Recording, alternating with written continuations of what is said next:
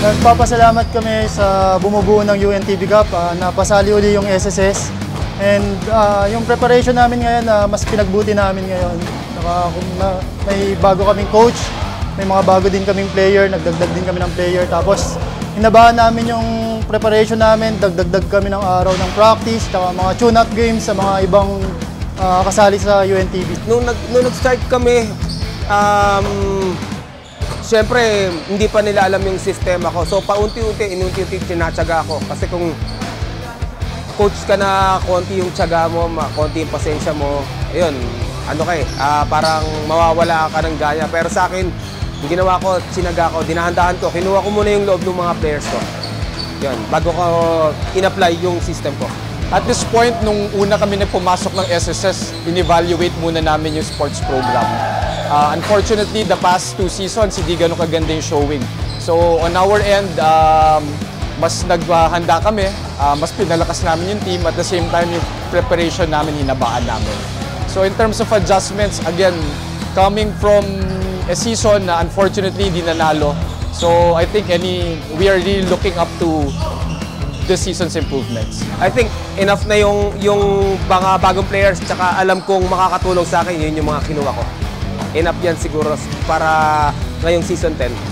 Ilang buwan na rin kami nag-prepare, nag-ready talaga kami ng kung ano yung dapat namin gawin. Yung mga lapses namin, yung mga unang season at second season, pinag-aralan namin mabuti kung ano yung mga dapat namin hindi na gawin. Since na active pa rin ako naglalaro ngayon, so mas hands-on ako ngayon sa team ko.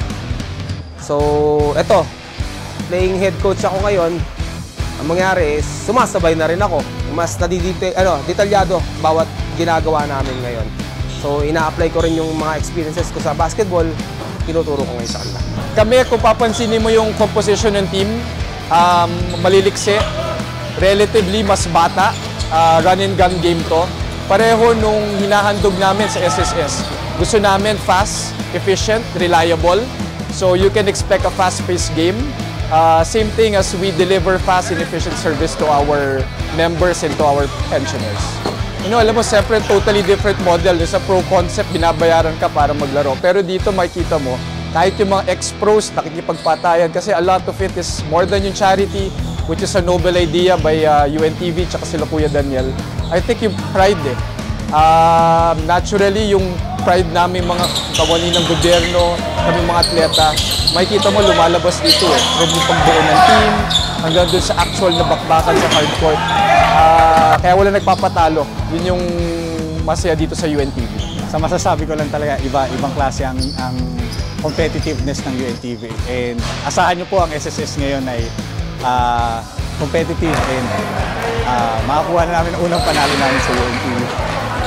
Sa lahat ng mga supporters ng UNTV at supporters ng SSS, may bagong SSS team na kayong maaasahan ngayon. Gagawin namin yung lahat na makakaya namin para sa inyo. Maraming salamat.